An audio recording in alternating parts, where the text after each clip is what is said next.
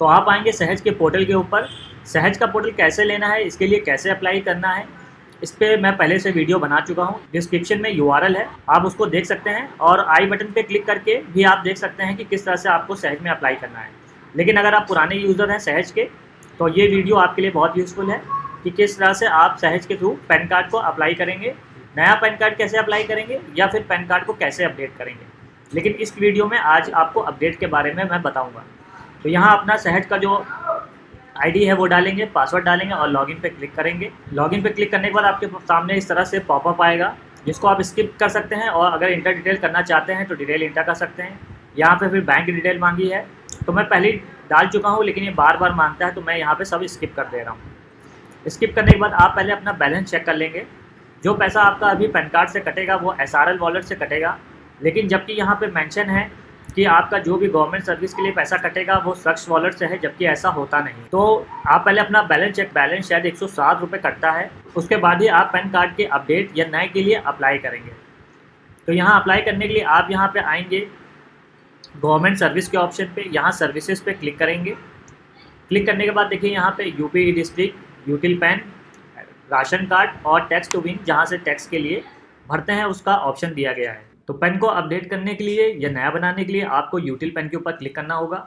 ये आपको यूटिल पैन की वेबसाइट के ऊपर रीडायरेक्ट कर देगा। पेज खुलने के बाद इस तरह का पॉपअप आएगा, आप यहाँ से ओके कर देंगे। उसके बाद फिर ये एक ऑप्शन देगा जहाँ BNL लिखा है unable to access application after 1 January, लेकिन इससे कुछ होता नहीं है, आप ओके कर देंगे। अब देखिए अगर आपको नया अप्लाई करना है तो यहाँ अप्लाई न्यू पैन पे आएंगे, apply for new pan 49A पे क्लिक करेंगे। लेकिन आज इस वीडियो में अपडेट के बारे में बताना है, तो अपडेट के लिए अप्लाई चेंज ऑब्लिक करेक्शन के ऊपर आएंगे और यहाँ request for change oblique correction in pen data CSF पे क्लिक करेंगे। यहाँ क्लिक करने के बाद देखिए इस पेन का फॉर्म खुल जाएगा जो कि फिल करके अपडेट करना है। तो इसमें क्या डिटेल्स कहाँ कहाँ भरनी है मैं आपको बता दे रहा हूँ। सबसे पहले जो पुराना पैन नंबर है वो आपको डालना है। तो चलिए मैं यहाँ पे पहले पूरी डिटेल्स भर लेता हूँ, फिर आपको एक एक चीज़ बताता हूँ कि कहाँ पे आपको क्या क्या भरना है। तो मैंने पूरा फॉर्म कंप्लीट कर लिया है, अब आपको एक एक चीज़ बता दे रहा हूँ कि कहाँ पे आपको क्या फिल करना है। तो सबसे पहले आपको यहाँ पे status of applicant individual select करना होगा, अगर इंडिविजुअल के लिए है। लेकिन अगर किसी company, judicial body of individual, company, firm, government है तो आप उसको सेलेक्ट करेंगे। तो मेरे में इंडिविजुअल है, मैंने इंडिविजुअल सेलेक्ट कर लिया है। उसके बाद यहाँ स्क्रॉल करके आएंगे, बोथ ई पैन और फिजिकल पैन के लिए सेलेक्ट करेंगे, तभी आपके घर में प्लास्टिक वाला कार्ड आएगा। अगर आप ई पैन पे खाली सेलेक्ट करेंगे तो प्लास्टिक वाला कार्ड आपके घर पे जो 20 से 22 दिन में आता है वो नहीं आएगा।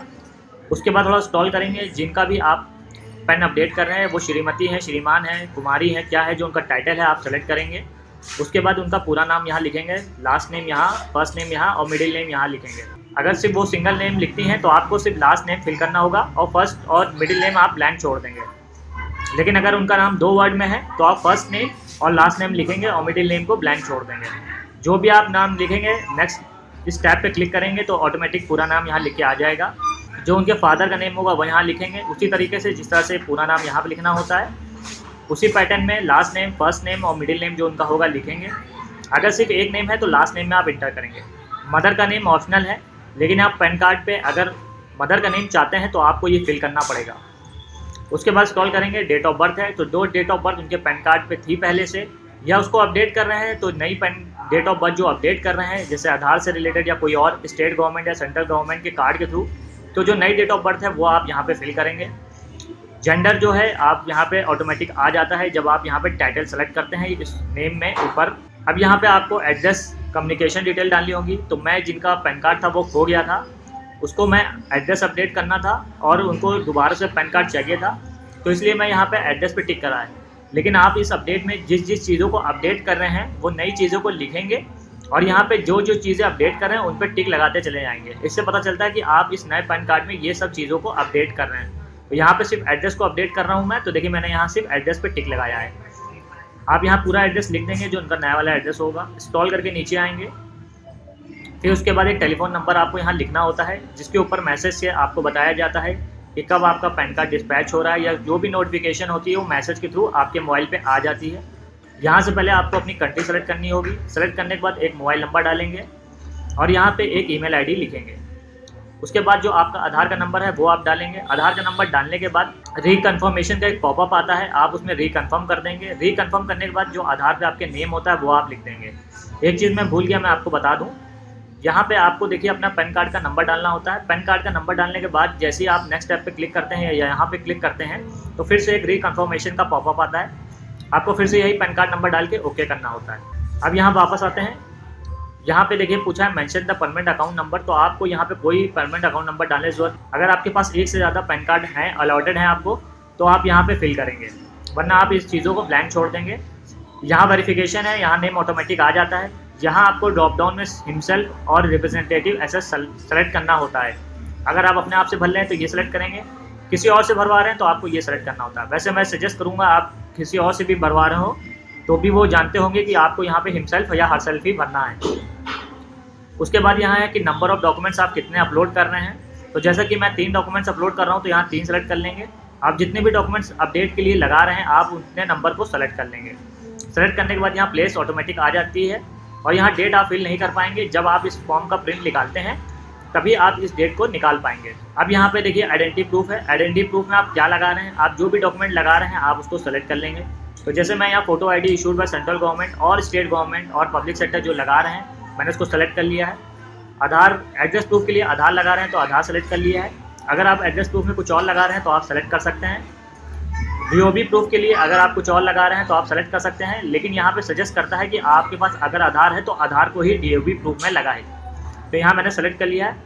और पेन प्रूफ के लिए जो आपके पास पेन की कॉपी है आप उसको लगा सकते हैं। अगर आपके पास पेन की कॉपी नहीं है और खो गई है तो आपने जो पेन की FIR कराएंगे आप उसकी कॉपी भी यहाँ लगा सकते हैं। देखिए कॉपी ऑफ FIR। लेकिन अगर आपने FIR नहीं करी है तो आप जिस लिफाफे के अंदर या जिस एनवलप के अंदर पैन कार्ड आपको मिलता है आप उसकी कॉपी भी लगा सकते हैं। यहाँ लिखा है copy of PAN allotment letter. तो यहाँ आप सेलेक्ट कर लेंगे। सेलेक्ट करने के बाद यहाँ आपको सबमिट करना होगा। तो चलिए मैं यहाँ पे आप सबमिट करके आपको तो देखिए सबमिट कर दिया है। काइंडली चूज आधार डॉक्यूमेंट एज आइडेंटिटी प्रूफ। अब आप देख सकते हैं मैंने यहाँ पे सारी चीज़ों के लिए आइडेंटिटी प्रूफ, एड्रेस प्रूफ और DOB के लिए आधार सेलेक्ट कर लिया है।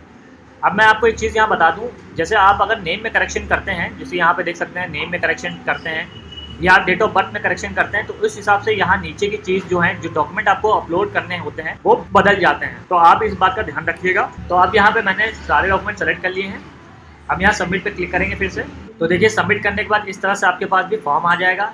इसको आपको प्रिंट करके निकाल लेना है। और ये देखिए फ़ोटो और सिग्नेचर इसलिए आ रहा है क्योंकि ये दोनों चीज़ें आपको दोबारा से अपलोड करनी पड़ती है, इस वजह से ये 3 टिक बन के आ रहे हैं। लेकिन यहाँ पे मैं सिर्फ एड्रेस को अपडेट कर रहा हूँ। अब इस फॉर्म को प्रिंट निकालने के लिए आप सबसे ऊपर देखेंगे राइट हैंड पे आपका प्रिंट का ऑप्शन है, आप इसके ऊपर क्लिक करेंगे या आप इसको सेव करके भी रख सकते हैं और डायरेक्ट प्रिंट भी दे सकते हैं। तो ये 2 पार्ट में देखिए फॉर्म आता है, आप इसको ऐसे ही 2 पार्ट में निकाल लेंगे। उसके बाद यहाँ पे मैं आपको बता दे रहा हूँ क्या करना होता है। एप्लीकेंट है जिसके लिए आप अप्लाई कर रहे हैं उनकी यहाँ फ़ोटो लगेगी और यहाँ लेफ्ट हैंड का सिग्नेचर होगा। अगर वो सिग्नेचर नहीं करते तो लेफ्ट हैंड की फ़ोटो के नीचे ही आपको थंब लगानी होगी और यहाँ पे भी एक फ़ोटो लगेगी और इस फोटो के ऊपर थंब लगा ले। अगर वो सिग्नेचर नहीं करते हैं, अगर सिग्नेचर कर देते हैं तो फोटो के ऊपर आधा फोटो के ऊपर और आधा नीचे सिग्नेचर, क्रॉस सिग्नेचर जिसे कहते हैं, करना होगा। तो मैं यहाँ पे डॉक्यूमेंट को तैयार कर लेता हूँ। तैयार करके आपको फिर अपनी वीडियो पे दिखा दूंगा कि किस तरह से डॉक्यूमेंट तैयार होने के बाद होगा। और यहाँ नीचे भी उनको सिग्नेचर करना होगा। अगर वो थंब लगाते हैं तो थंब लगा देंगे, वरना सिग्नेचर करेंगे। यहाँ डेट डालेंगे जिस डेट में ये अप्लाई हो रहा है। तो उसको मैं सेव कर लेता हूँ और इसका प्रिंट निकाल के इसको रेडी करके फिर से आपको दिखाता हूँ। अब यहाँ पे आप जो इसकी विंडो है इसको आप क्लोज कर देंगे। क्लोज करने के बाद जब आप अपने डॉक्यूमेंट्स को रेडी रख लेंगे फिर आपको यहाँ पे आना है अप्लाई चेंज और ऑब्लिक करेक्शन पे और यहाँ पे अब आपको डॉक्यूमेंट्स को अपलोड करना है। तो अब आप आएंगे अपलोड डॉक्यूमेंट्स के ऑप्शन पे और ये देखिए आपकी एप्लीकेशन जो अभी आप अप्लाई कर रहे थे वो पेंडिंग में दिखा रहा है। यहाँ आपको पहले डॉक्यूमेंट अपलोड करने होंगे। डॉक्यूमेंट अपलोड करने से पहले जो आपको डॉक्यूमेंट बनाने हैं मैं आपको बता दूँ। जो आप प्रिंट इसको निकालेंगे, जो फॉर्म मैंने अभी आपको दिखाया था वो 200 dpi का आप तैयार करेंगे, कलर होना चाहिए और उसका साइज जो है मैक्सिमम 2 MB होने चाहिए। उसके बाद एक फ़ोटो बनानी होगी जो कि 300 dpi होनी चाहिए, 213 बाई 213 पिक्सल होनी चाहिए और साइज जो है उसका 30 KB से लेस होना चाहिए। और सिग्नेचर बनाना होगा जो कि 600 dpi का होना चाहिए और उसका साइज जो है 60 KB से कम होना चाहिए। और मैं एक चीज़ और बता दूँ, जैसे आपने अपना आधार लगाया है या कोई और सपोर्टिंग डॉक्यूमेंट्स लगाए हैं अपडेट करने के लिए, तो आपको सारे डॉक्यूमेंट्स को कंप्लीट करके एक PDF बनानी होगी। तो मैंने यहाँ पे अपने डॉक्यूमेंट रेडी कर लिए हैं। मैं अब आपको एक बार दिखा देता हूँ कि अगर कोई पेन का अपडेट आता है और जिसमें कस्टमर थंब लगाता है तो आपको क्या करना होगा। तो देखिए आपको लेफ्ट हैंड का थंब इस तरह से लेना होगा, पहले एक फ़ोटो पे एक और एक फ़ोटो के नीचे। उसके बाद जो आपकी मोहर होगी, स्टैम्प होगी, आपके CSC केन या जो भी जन सेवा केन आप चला रहे हो आप वो लगाएंगे और सिग्नेचर करेंगे। उसके स्क्रॉल करेंगे तो नीचे देखिए यहाँ पे लेफ्ट हैंड सिग्नेचर होता है, तो यहाँ पे भी आप कस्टमर की लेफ्ट हैंड थंब लगवा लेंगे और अपनी स्टैंप लगा के साइन कर देंगे। उसके बाद देखिए अगर उनका आधार है तो आप उसके आधार पे भी स्टैंप थंब ले लेंगे, स्टैंप लगा देंगे, सिग्नेचर कर देंगे। कोई और कार्ड अगर लगा रहे हैं तो उस पर भी थंब ले लेंगे, मोहर लगा के साइन कर देंगे। उसी तरह से अगर उनका पैन कार्ड है पुराना वाला तो उस पर भी थंब लेके आप मोहर लगा देंगे। तो इस तरह से आपको वेरीफाइड कर देना है और ये साइज़ आपको 2 MB के अंदर बनाना है। कैसे बनाना है ये मैं बता दे रहा हूँ। पहले तो ये जो डॉक्यूमेंट थे ये आपको स्कैन कर लेना है और सेव करिएगा इसको PDF के फॉर्म में। तो देखिए इस तरह से जब PDF फॉर्म करेंगे तो ये 4 अलग फाइलें आ जाएंगी। आप जितने भी डॉक्यूमेंट लगा रहे हैं उतनी फाइलें आपके पास आ जाएंगी PDF फॉर्म में। जब ये PDF फॉर्म में आ जाएगी तो मैं आपको एक वेबसाइट के बारे में बता रहा हूँ। इसका नेम है smallpdf.com। ये URL भी मैं डिस्क्रिप्शन बॉक्स में दे दूँगा, तो आप डायरेक्टली क्लिक करके इस पेज पे आ सकते हैं। यहाँ आने के बाद आपको पहले PDF मर्ज करनी होगी। मर्ज करने के बाद PDF को कंप्रेस करना होगा। मर्ज करने के लिए ये एक्सप्लोर ऑल PDF टूल्स का ऑप्शन है, इस पर क्लिक करेंगे। थोड़ा सा स्क्रॉल करेंगे, देखिए मर्ज PDF का ऑप्शन है। यहाँ पे एक एक करके सारी फाइलें अपलोड हो जाती हैं और फिर डाउनलोड करेंगे तो मर्ज होके आ जाती हैं। मर्ज होने के बाद आप डाउनलोड कर लेंगे। डाउनलोड करने के बाद आपको फिर यह ऑप्शन जो दिख रहा है कंप्रेस PDF, इस पर दोबारा से अपलोड करेंगे।